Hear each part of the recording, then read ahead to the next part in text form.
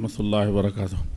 الحمد للہ نحمده ونستعینه ونستغفره ونعوذ باللہ من شرور انفسنا ومن سیئات اعمالنا. من يهده الله فلا مضل له ومن يضلله فلا هادي له. وأشهد أن لا إله إلا الله وأشهد أن محمدًا عبده ورسوله. أما بعد فإن خير الحديث كتاب الله وخير الهدي هدي محمد صلى الله عليه وسلم وشر الأمور محدثاتها وكل محدثة بدعة وكل بدعة ضلالة وكل ضلالة في النار. أعوذ بالله من الشيطان الرجيم. بسم الله الرحمن الرحيم. يا أيها الذين آمنوا اتقوا الله حق تقاته ولا تموتن إلا وأنتم مسلمون. يا أيها الناس اتقوا ربكم الذي خلقكم من نفس واحدة وخلق منها زوجها وبث منهما رجالا كثيرا ونساء واتقوا الله الذي تساءلون به والأرحام إن الله كان عليكم رقيبا. يا أيها الذين آمنوا اتقوا الله وقولوا قولا سديدا يصلح لكم أعمالكم ويغفر لكم ذنوبكم ومن يطع الله ورسوله فقد فاز فاز فوزا عظيما. وقال تبارك وتعالى في موضع آخر: شهر رمضان الذي أنزل فيه القرآن هدى للناس وبينات من الهدى والفرقان فمن شهد منكم الشهر فليصم. بہت ہی معزز اور محترم باسعادت اور خوش نصیب اس عظیم الشان مرکز شیخ عبداللہ ابن زید آل محمود رحمۃ اللہ علیہ کے انتہائی باوقار ذمہ داران اور خاص طور پر وزیر الشؤون الاسلامیہ شیخ ڈاکٹر غیث القواری حفظہ اللہ اور ان کے ساتھ ذمہ داران مرکز خاص اور اس برنامج اور اس پروگرام اور اس ملتقى کے مرتب اور دیگر روح رواں اور اس کے متعلقین اور منتسبین حضرات، ہندوستان سے آئی ہوئی بڑی شخصیت جن کو ہم ابھی سماعت کر رہے تھے، محترم جناب مولانا خالد سیف اللہ صاحب مہمان خصوصی اسی اجلاس کے، اور دیگر معزز دعات علماء کرام اور انتہائی باوقار سامعین اور عفت معاف اور عزت دار میری مائیں اور بہنیں اور قوم کے نونہال نوجوان اور عزیز بچوں، سعادت کی بات ہے کہ رمضان المبارک جیسے بابرکت مہینے میں اس کے سب سے عظیم پیغام کے تئیں ہم لوگ یہاں اکٹھا ہوئے ہیں. قرآن کریم کا سب سے عظیم پیغام جو رمضان میں انسانیت کے حوالے کیا گیا تھا اور امانت کے طور پر دیا گیا تھا، ہدایت کے طور پر دیا گیا تھا، رہنمائی کے طور پر دیا گیا تھا، وہ یہی رمضان المبارک کا مہینہ ہے۔ اور اگر بہت دور جائیں اور بہت سی روایات پر اعتماد کریں یا اس کا ذکر کرنا مناسب ہو تو یہ کہہ سکتے ہیں کہ یہی رمضان المبارک کا مہینہ ہے جس کے ابتدائی دنوں میں صحف موسیٰ کا نزول ہوا تھا، اور توریت اور انجیل اور زبور کا نزول اسی ماہ مبارک کے اندر ہوا تھا۔ اور یہ تو بالکل کنفرم ہے، اور ہم جانتے ہیں مہینوں کی عظمت اور مقام کی عظمت کبھی کبھی مکین سے ہوتی ہے اور ان مہینوں کے مناسبات سے ہوتی ہے، اور کبھی اس کے برعکس ہوتا ہے۔ تو رمضان المبارک کا مہینہ تو سراپا قرآن کا مہینہ ہے۔ شہر رمضان الذی انزل فیہ القرآن، یہ رمضان کا مہینہ ہے جس میں قرآن کو نازل کیا گیا۔ اور آپ جانتے ہیں کہ پیارے رسول صلی اللہ علیہ وسلم جن کو یہ کتاب ہدایت، کتاب عظمت، کتاب کبیر و مجید عطا فرمائی گئی تھی، اسی رمضان المبارک کے مہینے میں آپ پر اس کی پہلی وحی نازل ہوئی تھی۔ 17 رمضان کو رمضان کا مہینہ تھا، اور تلاوت قرآن جو جبریل امین معلم کی حیثیت سے اللہ جل شانہ کی طرف سے قرآن کریم کے ذریعے سے بھیجے گئے تھے، اس بار بار ہزار بار اور پڑھی جانے والی کتاب کے ساتھ بھیجے گئے تھے، اسی وحی کے ساتھ اسی مہینے میں کی 17 تاریخ کو لے کر کے نازل ہوئے تھے اور غار حرا میں آئے تھے۔ اس کی تلاوت کا پہلا کام، پہلا حکم اور پہلی تلقین اور وحی جو تھی، اللہ کے پیارے رسول صلی اللہ علیہ وسلم کو ہم دیگر معنی میں اپنے اعتقاد کے مطابق یہ کہہ سکتے ہیں کہ محمد الرسول اللہ صلی اللہ علیہ وسلم بشر تھے، لیکن بشر کیسے تھے، کتنے عظیم تھے، کتنے بڑے تھے اور کیوں کر تھے؟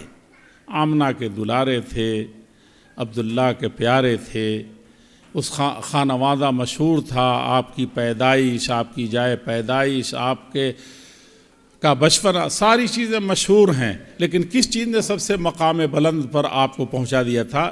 یہی رمضان کا مہینہ تھا، وہی گھڑیاں تھی، وہی 17 رمضان کی تاریخ تھی جس پر محمد الرسول اللہ صلی اللہ علیہ وسلم کو ایک قول کے مطابق اسی 17 رمضان کو اسی قرآن کے پڑھنے کا حکم دیا گیا تھا۔ یہیں سے آپ نبوت کے سب سے عظیم درجے پر فائز کیے گئے تھے، انسانیت کا سب سے بڑا مقام آپ کو حاصل ہوا تھا، مخلوقات میں سید الاولین والآخرین، امام المتقین ہونے کا شرف آپ کو حاصل ہوا تھا، اور آپ علی الاطلاق مومنین بلکہ بہت سے غیر مومنین کے مسلمہ طور پر آپ سب سے افضل قرار پائے تھے۔ وَأَحْسَنَ مِنْكَ لَمْ تَرَ قَطُّ عَيْنٌ وَأَجْمَلَ مِنْكَ لَمْ تَلِدِ النِّسَاءُ خُلِقْتَ مُبَرَّأً مِنْ كُلِّ عَيْبٍ كَأَنَّكَ قَدْ خُلِقْتَ كَمَا تَشَاءُ۔ یہ شرف و مکان، یہ منزلت، یہ ساری چیزیں اللہ کے پیارے رسول صلی اللہ علیہ وسلم کو اسی قرآن کے ذریعے سے عطا کی گئی تھی، اور اس وقت فضا بدل گئی، سارا ماحول تبدیل ہو گیا، خود آپ کی زندگی میں انقلاب آ گیا۔ اب صادق و امین کہنے والے آپ کی طرف کچھ اور نگاہ سے دیکھنے لگے، کچھ اور زبان سے بولنے لگے تھے۔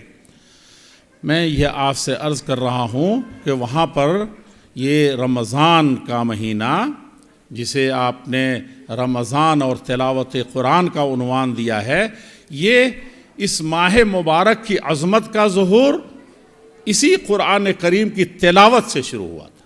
اور جبریل امین نے کیا کہا تھا کہ یہ قرآن کریم ہے، عطا کیا جا رہا آپ کو نہیں، یہ تو عطا ہو چکا تھا اللہ رب العزت والجلال کی جانب سے، لوح محفوظ سے بیت العزہ سمائے دنیا کی طرف یہ عطا کیا گیا تھا، نازل کر دیا گیا تھا، یہ دے دیا گیا آپ کو اس کا نزول۔ لیکن آپ بہت غور کریں گے تو انا انزلناہ فی لیلۃ مبارکہ، یہ مبارک رات بھی رمضان میں ہے جس میں بیت لوح محفوظ سے بیت العزہ آسمان دنیا پر یہ آیا تھا، لیکن اور رمضان المبارک کے اندر ہی محمد الرسول اللہ صلی اللہ علیہ وسلم کو یہ مقام عظمت تلاوت کے ذریعے سے۔ اقرا بسم ربک الذی خلق، اقرا پڑھیے آپ۔ یہ صرف پڑھنے کی تلقین نہیں تھی، یہ قرآن کی ایک آیت تھی جس کی تلاوت کی طرف متوجہ کیا گیا تھا۔ اور آپ نے پیارے رسول صلی اللہ علیہ وسلم کے پیارے مقامات کو جانا ہوگا، بچپن کے مقامات ہوں یا احوال و واقعات ہوں، یا آپ نے جوانی کو دیکھا ہوگا تاں کہ آپ 40 سال کی زندگی گزارنے لگے تھے۔ اس وقت کی زندگی کو دیکھیں آپ تو لگتا ہے کہ پوری زندگی کا ہر لمحہ اسی اقرا کے لیے تیار کیا گیا تھا۔ آج ہمارے قرآن کی تلاوت کا کوئی مسئلہ نہیں ہے، آج ہمارے قرآن سے دوری اور قرب کا مسئلہ نہیں ہے، کل مسئلہ یہ ہے کہ ہم نے قرآن کے لیے اپنے آپ کو تیار نہیں کیا، قرآن کی تلاوت کے لیے ویسا بنے نہیں۔ اس 40 سالہ زندگی میں دیکھیے کہ محمد الرسول اللہ صلی اللہ علیہ وسلم نے اپنے آپ کو کیا بنایا تھا، کہاں پہنچایا تھا۔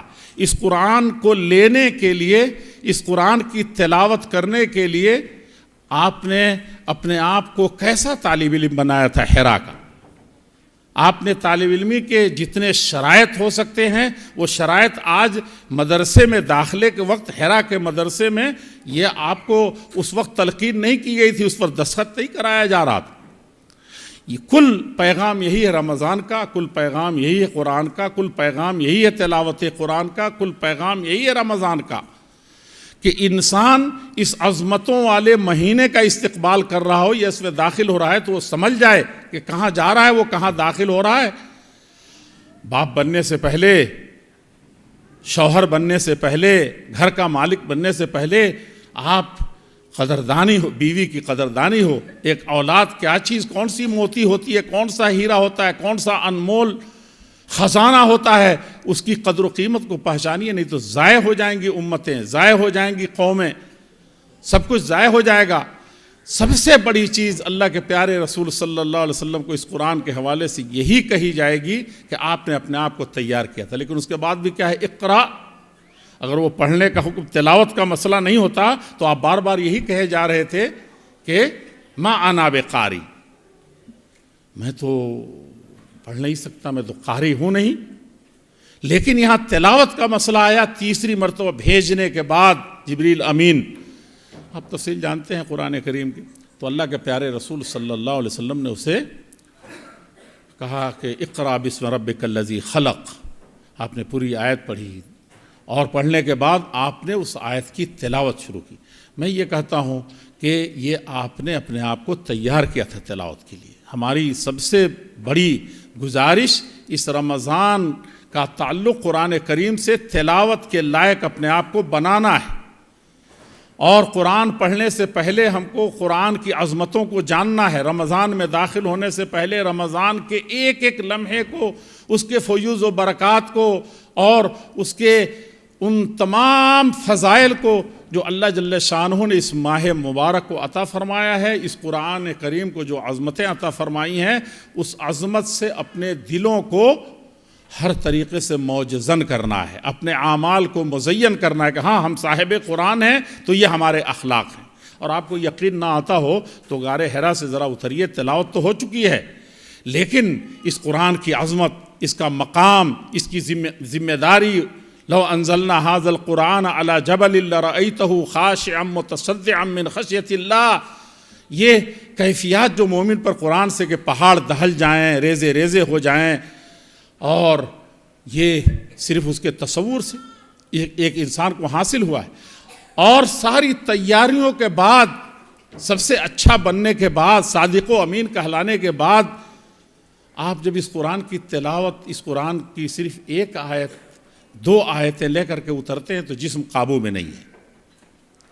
ہم جانتے ہیں کہ آپ قرآن کی تلاوت کے سلسلے میں 5 حدیثیں اسی وقت پڑھی جائیں گی، قرآن کریم کی کئی آیتیں ہیں اس کی مناسبت سے۔ میں وہ نہیں کہنا چاہتا، اس سے سب آپ کو یاد ہے، لیکن میں یہ کہنا چاہتا ہوں کہ قرآن لینے سے پہلے، قرآن کی تلاوت سے پہلے، ہم تو آج یہ بھی بولتے چلے جا رہے ہیں کہ کیا آداب ہیں اس کے، کس طریقے سے بیٹھنا ہے، کس طرح کی طہارت ہو، کس مقام یہ عظمت کہ اس منارے کو کہاں پر سجایا جائے، اس کے لیے کون سی دھرتی فراہم کی جائے۔ امت کے دلوں سے یہ نکل گیا ہے اس کی عظمت کا دھاک اب رہا نہیں ہے وہ، ورنہ قرآن تو آج دنیا میں سب سے زیادہ پڑھا جا رہا ہے، سب سے زیادہ چھاپا جا رہا ہے، سب سے زیادہ حفاظ ہو رہے ہیں، اور اب تو بہت سے لوگوں کو یہ اعتراض ہے کہ اس کے پڑھنے والے، اس کے مدارس ہی کثرت سے بڑھتے چلے جا رہے ہیں۔ وہاں ہم کو لوٹ کر کے آنا ہے، جب تک ہم اس قرآن کی اس کی عظمتوں کے ساتھ نہیں لیں گے معاملہ حل نہیں ہوگا۔ اللہ کے پیارے رسول صلی اللہ علیہ وسلم دیکھیے چند آیتیں لے کر کے غار حرا سے کیا کیفیت ہے، روئے زمین کا سب سے مضبوط انسان اپنے عقل کے حساب سے، اپنے فضیلت کے حساب سے، اپنے جسمانی قوت کی حیثیت سے، اور زملونی زملونی انی اخشی علی نفسی، مجھے تو ڈر ہے کہ میرا کیا ہو جائے گا۔ اب دیکھیے کیسے ہم نے کس بے پرواہی سے اپنے بچوں کو مدرسوں میں داخل کرتے ہیں اور کہتے ہیں کہ مدرسوں میں وہ جان نہیں رہا، گلا تو گھونٹ دیا اہل مدرسہ نے تیرا۔ خود ماں باپ کے وہ کیا کیفیات ہیں، کن جذبات کے ساتھ، کن نیتوں کے ساتھ پھر اس اولاد کو کیا اس نے پہنایا ہے۔ میرے بزرگوں، میرے بھائیوں، یہی تلاوت قرآن اور رمضان کا یہی پیغام تھا جو انسانیت کو دیا گیا تھا۔ رمضان میں قرآن کی تلاوت کے بعد 2 آیتوں کی تلاوت کے بعد محمد الرسول اللہ صلی اللہ علیہ وسلم واپس ہوتے ہیں۔ یہ کوئی ایسا نہیں تھا کہ جبریل امین نے بھیجا، تو قوت عطا فرمائی تھی، تب آپ پڑھنے کے لائق ہوئے تھے۔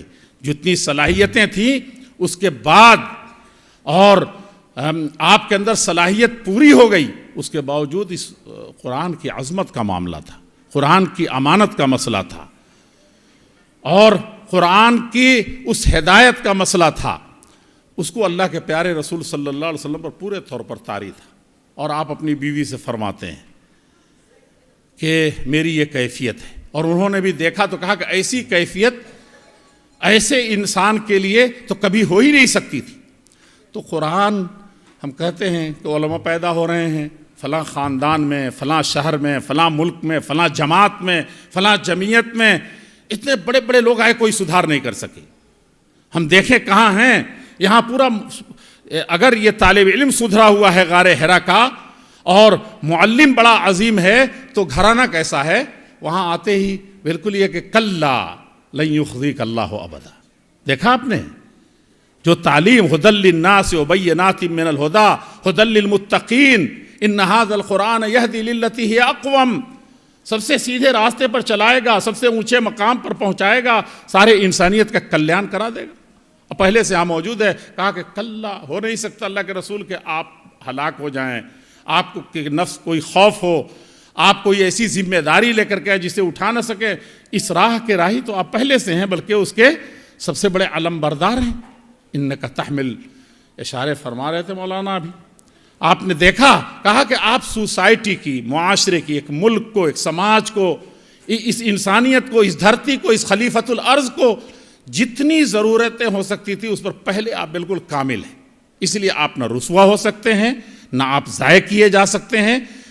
تو یہ بڑا پیغام ہے تلاوت قرآن کا، یہی تلاوت قرآن ہے حقیقت میں، اور اسی کی بنیاد پر ہم کو اپنے آپ کو استوار کرنا ہے۔ تلاوت اگر ایسی ہے، ورنہ اقبال کو کہنا پڑے گا تیرے ضمیر پہ جب تک نہ ہو نزول کتاب، گرہ کشا ہے نہ راضی نہ صاحب کشاف۔ تلاوتیں ہو رہی ہیں، کل ہم کو سفر بھی کرنا تھا، ایک بڑے وکیل صاحب آ کر کے بیٹھ گئے، مولانا کے علاقے کے، بالکل قریب کے، اور اس کے ساتھ کچھ لوگ اور تھے جو ایک پر ایک پڑھے لکھے بڑے لوگ تھے، کئی طرح کے مسائل تھے۔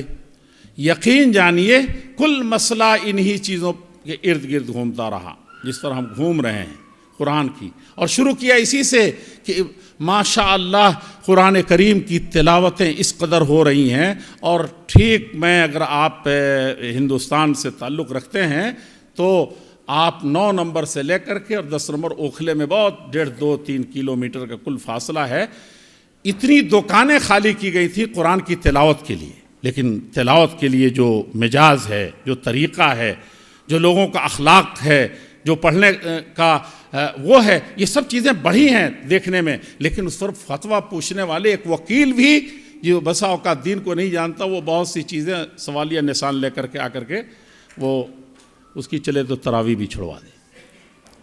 اس پیغام کو لے کر کے جانا ہے۔ میں اسی رمضان المبارک کے حوالے سے یہ بات کہنا چاہتا ہوں کہ یہ شہر القرآن ہے، اس کی جو بہت سی خوبیاں ہیں، شہر القرآن ہے۔ قرآن کا مطلب یہ کہ آپ اس کی تلاوت سب سے پہلی چیز۔ قرآن کریم کے سلسلے میں 5 چیزیں میں جلدی سے کہنا چاہتا ہوں۔ 5 چیزیں بہت بنیادی ہیں اس قرآن پر ایمان لانے کے ساتھ، اس کی تلاوت اور پھر اس کو سمجھنا، پھر اس میں غور و فکر کرنا، پھر اس پر عمل کرنا، اور اس عمل کرنے کے ساتھ یہ نہیں کہ ہم خود بہت اچھے ہو گئے، ہم نے سارے تقاضے پورے کر لیے۔ ساری انسانی انا عرضنا الامانۃ علی السماوات والارض والجبال فابین ان یحملنها واشفقن منها وحملها الانسان انه کان ظلوما جہولا۔ یہ آپ نے اس ذمہ داری لی ہے تو اس کو گھر گھر پہنچانا بھی ہے۔ یہ قرآن کریم، اور رمضان سے اس کا یہ ہے تعلق۔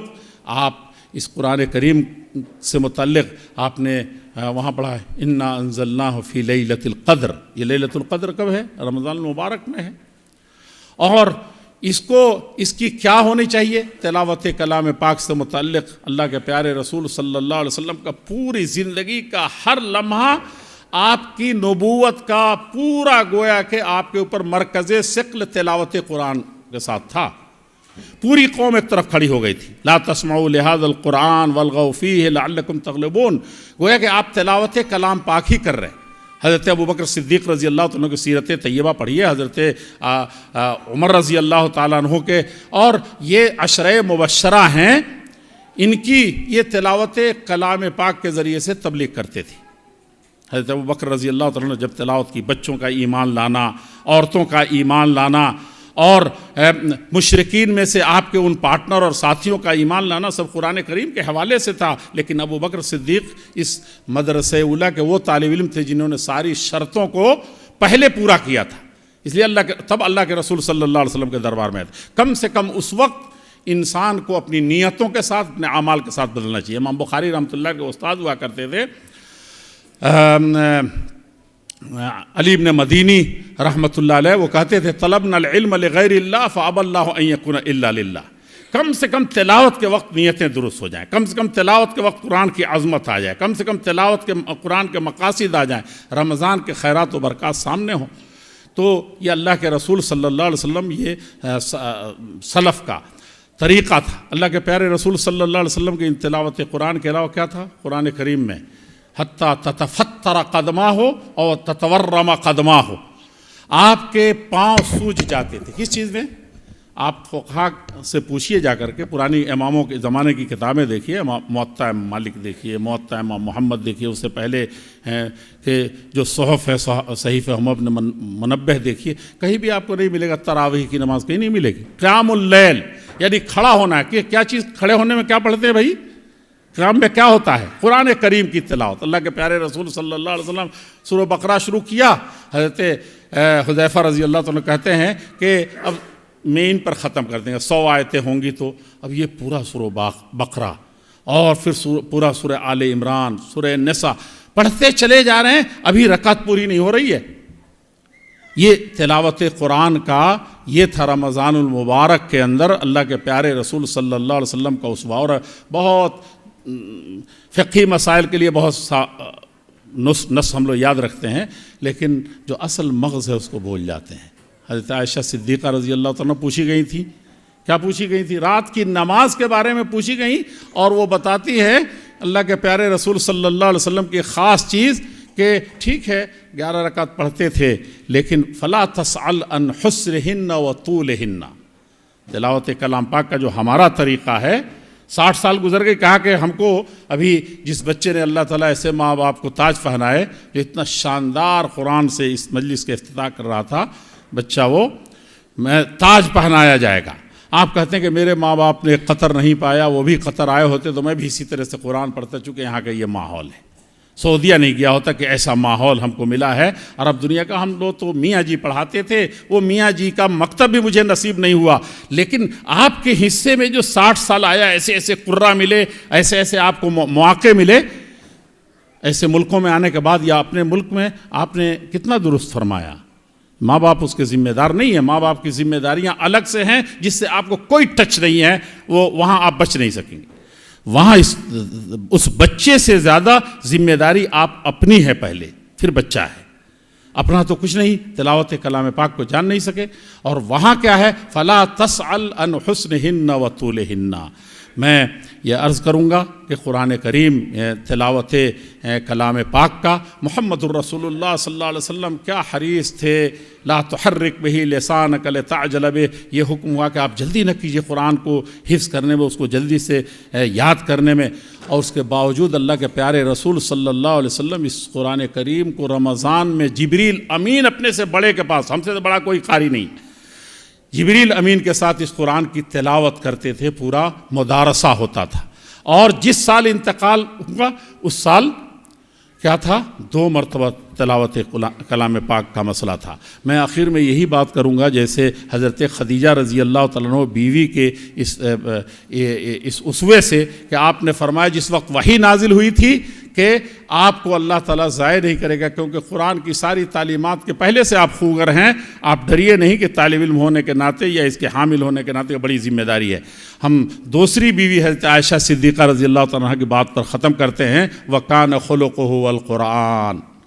تلاوت یہ ہے کہ جب پوچھا گیا کہ محمد الرسول اللہ صلی اللہ علیہ وسلم کا اخلاق کیا تھا، قرآن پڑھا تھا، حدیثیں سنائی تھیں، اللہ تعالیٰ نے نبی بنایا تھا، ساری انسانیت کی رہنمائی کا سب سے بڑا مقام آپ کو عطا کیا گیا تھا، اس کا حاصل کیا تھا، کیسے تھے آپ، تو آپ نے کیا نچوڑ بیان کیا تھا، وَكَانَ خُلُقُهُ الْقُرْآنُ۔ تو یہ تلاوت کا مہینہ ہے، تراویح کا مہینہ ہے، تراویح یعنی قرآن کریم کا مہینہ ہے۔ اور سلف کے بارے میں فحدث عنہ ولا حرج، میں اس وقت ان اقوال کا ذکر کرنا جو قتادہ بن دعامہ سدوسی کے، یا حضرت امام زہری امام المحدثین کے، یا رجا عطاردی کے، یا سلف و خلف اور سارے علماء اور مشائخ کے، تو اس کا یہ موقع نہیں ہے کہ کم ختم کہ قرآن کا ان کا کس طریقے سے تلاوت کا کیا مقام تھا اور کون سا طریقہ تھا۔ اللہ جل شانہ ہم لوگوں کو جس طریقے سے اس بابرکت مہینے سے شاد کام ہونے کی توفیق ارزانی فرمائی ہے، رب العزت والجلال اس کتاب ہدایت اور سب سے بڑی ہدایت کی قرآن کریم کی تلاوت کی، اور اس مہینے سے جو اس کی مناسبت ہے اس کی روح میں اتر کر کے اس کے حق ادا کرنے کی توفیق ارزانی فرمائے۔ میں آپ کا، تمام بھائیوں کا، تمام بہنوں کا اور اس مرکز کے تمام ذمہ داران کا بہت بہت شکر گزار ہوں۔ اللہ تبارک تعالیٰ قبول فرمائے۔ السلام علیکم ورحمۃ اللہ وبرکاتہ۔